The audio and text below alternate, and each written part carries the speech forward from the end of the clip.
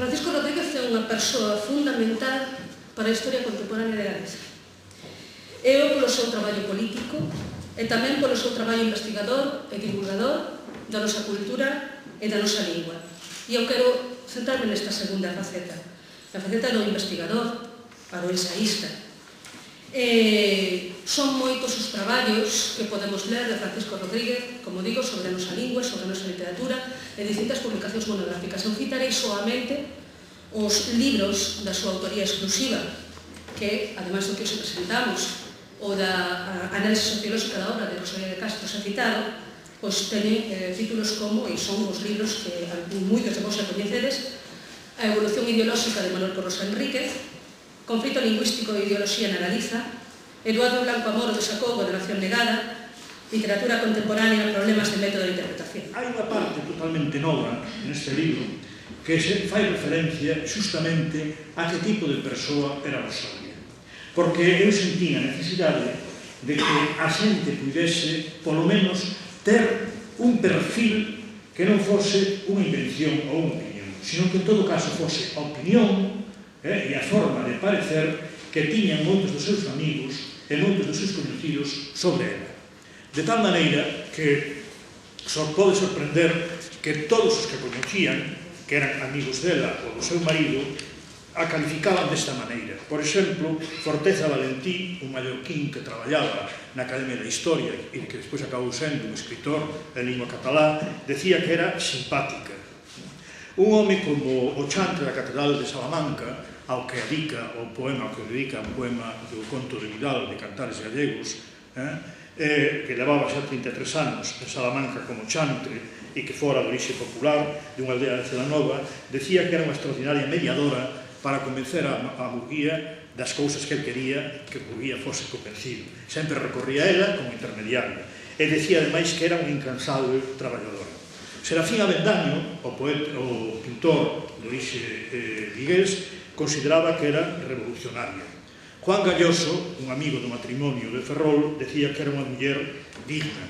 Paz Novoa, que era un rapaz de ideas revolucionarias, que chegou a ser primeiro catedrático do Instituto, despois catedrático da Escola de Comercio da Coruña, gobernador civil de Ourense e o primeiro en facer un proxecto de redención de foros na etapa republicana da Primeira República, decía que era unha elucubradora, é dicir, que era unha filósofa. E, eso sí, que era unha cociñeira estupenda, porque o agasallaba para toda a familia con as empanadas de ollo mol, extraordinarias, que eran a celebración de toda a familia, e de muxe, que entón era un peixe que non resultaba repulsivo porque non estaba ainda contaminado. Pilar Sinués, a novelista española, que además editaba El Ángel del Hogar, consideraba unha muller talentosa.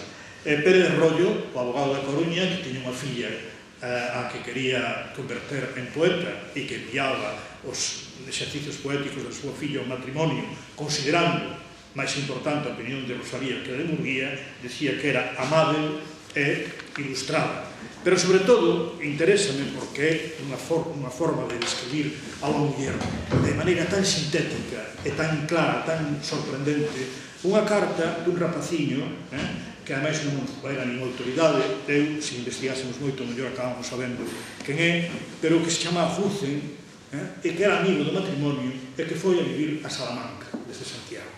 Murguía, que era un home que aproveitaba todas as amizades para que lle procurasen nas bibliotecas información e documentación para poder elaborar a súa historia de Galiza, utilizou-no precisamente en Salamanca para isto. Pois Huzen, que lóxicamente escribíalle ao seu mestre Murguía, describe a Rosalía dunha forma extraordinaria con tres adxetivos que eu penso que dan unha idea cabal desta muller a anos luz da idea estereotipada e falsificada con que nos la describiron todas estas tébregas que foron cubrindo ao longo de anos en este tecer dun misterio insondável, unha muller que era tan enérxica e tan concreta e, cando se trata do sufrimento, incluso tan comprensiblemente entendible nese sufrimento como vamos ver despois. Pois ben, este rapaciño, en unha carta a Murguía, o 27 de agosto de 1867, pero en corpo aparte e con encabezado particularizado para Rosalía, di: Señora doña Rosalía de Castro, moi señora mía e amiga de toda mi consideración e aprecio, siempre admirará su claro entendimiento, su lozana imaginación y su extraordinaria sencillez, su afetísimo amigo que besa sus pies, Juan Juce. Ofrezco a usted una casa, aunque pobre, en la calle de Gibraltar, número 6. Increíble. Claro entendimiento, lozana imaginación e extraordinaria sencillez. Que forma tan sinxela de dicer as cousas tan claras. Un rapaciño que, ademais, era adorado por Eduardo Pondal, porque tamén vía neste rapaz un mozo sensible, constructivo, que se entendía moi ben con poetas e con escritores, non? Digo isto porque Pondal é outro dos grandes amigos de Rosalía. Depois xa me referirei ás brutalidades e estupideces que se dixeron do pobre Pondal por parte de certa crítica autotitulada feminista. E ora vale comprobar aquí nas propias cartas, porque a ignorancia a veces deste país é terrible e leva a supostas desmitificacións que son probas máis ben de ignorancia que non de un espírito crítico de ninguna caste. Ben, tamén hai cartas de unha rapaciña que non sei quen é, unha moza que logo é dunha familia ben de Madrid, é que cando Rosalía viaxa a segunda vez con o seu home á corte e percorre terras como Castela Mancha ou Alicante, non sabemos indo hoxe moi ben, para que pois esta rapaciña escreve dicíndolle o seguinte, que en 1861, non? Querida Rosalía, el horizonte se presenta hoy muy nublado. Mi papá está de un humor insufrible. Por lo tanto, sin decirle una palabra más, me determino a quedarme con profundo sentimiento por la villa y corte de Madrid. Ya puedes suponer cómo pasaré hoy el día en postura sentimental, todo él. Diviértete mucho dedicando un recuerdo a esta pobre diabla que te quiere a todas horas. Manuela, recuerdos a tu esposo y mis queridas de Alicante. Unha carta tamén primorosa por toda a afectividade que desprende unha rapaza nova, solteira, a unha muller casada. Digo-vos todo isto porque Rosalía, en contra do que se nos ten dito, era unha muller que tiña as súas amizades particulares, que tiña amizades masculinas e femeninas, e era capaz de andar con esas amizades masculinas e femeninas, fosen solteiros ou casados, solteiras ou casadas, á luz pública, tanto polas rúas de Santiago, ou as rúas de Madrid, ou as rúas da Coruña, como pola estrada de Cuntis a Caldas, porque iban moito a tomar os baños, como todos os intelectuais da época. Ali fixeron unha rede social moi importante, a través da cal vendían despois os seus libros, pero era unha rede social moi positiva, porque coñecíanse de tú a tú físicamente, en persoa. Pero todos os libros rosalianos e de Murguía era buscando suscriptores en todas as cidades galegas, do resto do Estado español que pudese haber galegos ou non galegos que pudesen ser proclives a entendelos, e en América. Unha rede social amplísima, e sempre eran obras ou por suscripción, que, por tanto, había que pagar adiantadamente, e por entregas tamén. O que non era isto eran folletins nos xornais, é dicir, ir publicando na parte dos xornais que se chamaban folletín, que era tamén por entregas, pero según un número determinado cada X tempo. Ben, a relación, por exemplo, de confianza con os editores, un editor como Compañel de Vigo, que publicou o Cantares Gallegos, o que publicou a primeira novela rosaliana, La hija del mar, é esplendorosa, porque un home casado se dirixe a unha muller casada permitindo o luxo de meterse na súa vida. Rosalía, bueno, non sei por que se va usted con o seu marido para Madrid, teñan en conta que non teñen cartos, usted máis ten que vestir ben para ir ao lado de Manolo, de onde vai sacar vostede o diñeiro, ademais deixan ustedes o piso tamén na Rúa do Vilar, non se pode manter pensión nas dúas cidades, eu vexo isto unha atrocidade, pero allá ustedes, porque ustedes son maduros e a lo mejor lo hacen por un problema de equidade, de igualdade entre os dous, non? Ou as relacións con Soto Freire, un señor católico, conservador e carlista, que acaba por reconocerle, e non a conocía en persoa, solamente a través de carta, que é a única persoa coa que pode ter confianza. Imaginaos que tipo de muller. Dígovos isto porque temos unha idea moi falsificada do pasado, e incluso no nivel de confianza sin tabús nas conversas da xente. Non é que isto mellor estuvese generalizado, pero son había unha minoría intelectual e culta que, cando menos até a restauración, mantiña unha franqueza sin tabús que hoxe sorprende.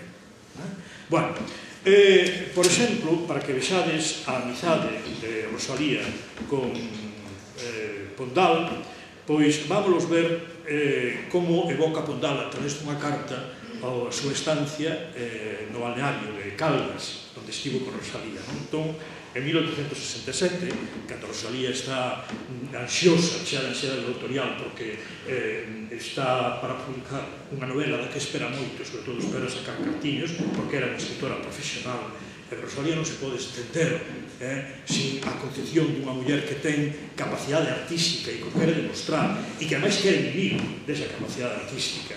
Isto é moi importante, porque o patriotismo en Rosalía é unha cebra fundamental da súa obra, pero a actitude artística por parte dela é outra fundamental. Por eso, ela foi quen de dar un salto moi grande que ten que ver con a súa actitude de criar fermosura, ao mesmo tempo ser fiel e reivindicar unha causa e misturar eso perfectamente ben. Por eso un salto cualitativo na literatura galega.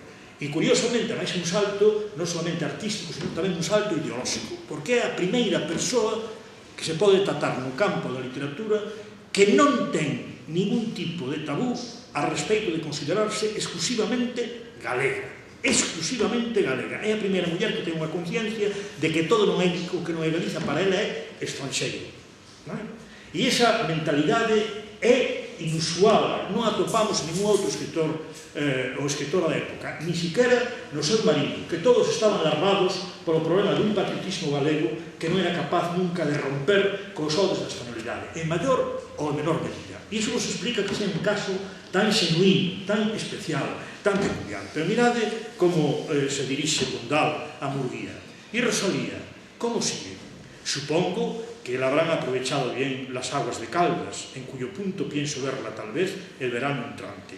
Dele usted mis más afectuosos recuerdos y dígale que me acuerdo mucho de nuestros paseos por la carretera de Puntis. Imaginaros un señor con barba alto, solteiro, e unha señora casada, alta tamén, e un pouco estrafalaria no físico e na vestimenta, sobre todo no físico para aquel momento histórico. Ose Rosalía sería unha muller estéticamente mellor vista que naquel momento histórico, porque era un poquinho andróxena, como as mulleres que hai nas películas americanas, como algunhas dos anos 40, e como algunhas dos nosos labregos, das nosas labregas nas pinturas que hai así, por exemplo, de Maside, deste tipo de xente, non tiña os pómulos, a boca, estas cousas moi marcadas. E unhos ollos que, cando falaban, alumeábanse dunha maneira, é dicir, que parecía outra persoa, como unha gran actriz que era, que agora xa sabedes que xa se demostrou que hai máis dunha dúcia de papéis controlados sobre as súas representacións teatrais.